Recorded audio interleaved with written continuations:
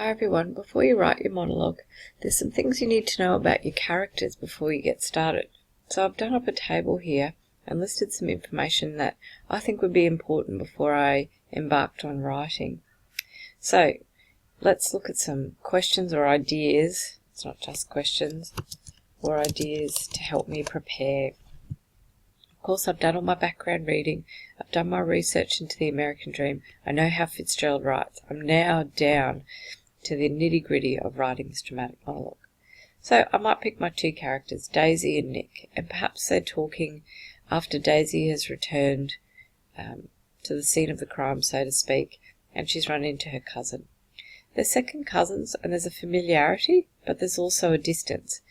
It allows Daisy to presume an intimacy with Nick, but we know that Nick is not necessarily enamoured with Daisy and her beauty, that he might, which was the impression he may have given us earlier in the novel about his naivety and so on. I would then list all the relationships that I know that this character has. So what makes their conversation rich and diverse and embedded with codes and understandings of roles and relationships. So she's married to Tom, and we know what Tom's like. She has a daughter, Pammy, which is critical in unravelling for Gatsby this idea that Daisy isn't really who he imagined her to be. She's a friend to Jordan. What sort of person is Jordan?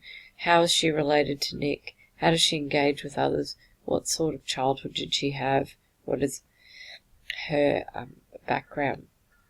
What class does she represent in the novel? What class does Nick represent? How is there a clash between those classes, and how might this be unearthed in the nature of the conversation? Genealogy, where do they come from? What's their background? How do they have power and wealth or not, for example? What's their current address? What does that reveal about them? Does it show them to be wealthy East Eggers or lesser well-off but aspirational West Eggers? What actions or choices have they made that either is aware of and that we as a reader are aware of that may influence how they might speak to others? I think this is an important question. What is their relationship with Gatsby and the role he plays in pursuing his dream? Are they the characters that report his dream?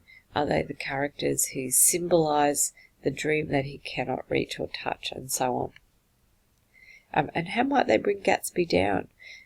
Daisy, we know, sells Gatsby down the river, so to speak, because she would prefer the security and safety and predictability of Tom's world than the fantasy-like world of Gatsby. This is an analytical question that certainly wouldn't appear in a monologue. You'd never say, "Ooh, and that reminds me, Nick, I'm pursuing my American dream." However, understanding that Fitzgerald is representing the pursuit of that dream and the types of people that exist within his community, you'll know from our recordings that he says there are only 4 types of people. What type of person is, with respect to the dream, are these 2 characters, and what might Fitzgerald be trying to say through them? That'll just help you understand the broader, deeper meaning of the novel, and it might help you to enrich your monologue. Are there any symbols associated with the character? And this is a tricky one. You can't necessarily say, "Oh, Nick, I'm wearing gold because, I represent wealth and, the unattainability of the dream for the poor." However, you can refer to Daisy observing a golden sunset. You can say, that the colour of cars, for example. Colours are a really good way to look at symbolism in the novel. You can refer to dirty, ashen places that you have travelled through and refused to stop, for example. So think about how you might add some symbols to these things. Where and when will your monologue take place? That will control the sort of pitch and tone and volume of the character, but it will also control what the character observes, what the character might say, and that's determined by the scenario that's brought forth for you, and you might want to qualify what you would expect. You don't want to not show an understanding of your context. Jot down any relevant adjectives for the character and the nature of your character so that you have a true understanding of how that character might speak, what that character might say, and what that character might reveal. 2 more things. How would the character be feeling at the point of the conversation? And sometimes our feelings are determined by the person to whom we are speaking. Are you going to be belligerent and cold, or are you going to be light and unforgiving, or are you going to be in some way contrite? You don't need to structure an oral presentation purely on one emotion. However, that might determine how the character starts the monologue and how the character might respond to the other person. This is the revelatory moment we've been talking about. What would the character reveal in this conversation?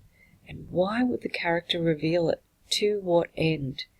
Now that end might be helping Fitzgerald show his reader what the character does in terms of his representation of the American dream, or it might be that we find out a broader dimension of the character.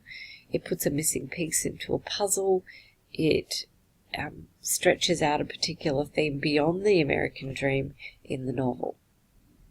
Now, my favourite bit, there can be no planning without the triangle. So plot your monologue on a triangle before you start writing based on the information above. Good luck.